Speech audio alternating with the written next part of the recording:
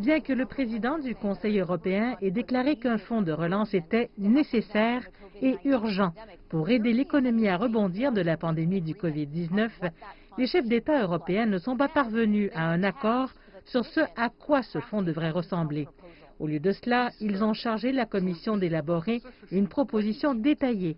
Ce fonds devrait être d'une ampleur suffisante et cibler les secteurs et les parties géographiques de l'Europe les plus touchés, en plus d'être dédié à faire face à cette crise sans précédent.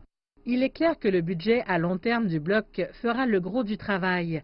La présidente de la Commission, Ursula von der Leyen, a déclaré que c'était le seul moyen de sortir le bloc de ce qui sera la plus grave récession de l'humanité.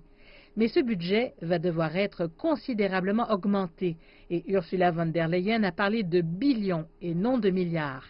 Elle a présenté une brève proposition sur la façon dont cela pourrait fonctionner en disant que le budget pourrait être utilisé pour lever des fonds sur les marchés, puis que cet argent serait acheminé vers les États membres les plus nécessiteux.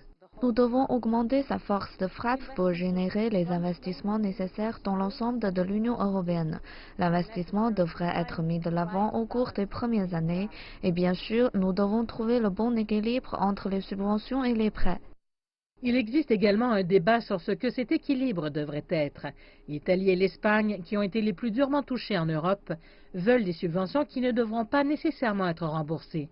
Ils soutiennent que ce n'est pas une crise qu'ils ont fabriquée et qu'ils ne devraient donc pas emporter le plus gros du fardeau économique. D'autres pays, comme l'Allemagne et les Pays-Bas, préféreraient des prêts bon marché à longue échéance. C'est quelque chose qui devra être réglé au cours des prochaines semaines. Mais l'équilibre pour Bruxelles est de savoir comment garantir que cette crise n'entraîne pas une montée de l'euroscepticisme, car les États membres ont l'impression d'avoir été abandonnés par leurs voisins de l'Union européenne. En plus d'accepter de créer un fonds de relance, les chefs d'État ont approuvé un plan de sauvetage de 590 milliards de dollars.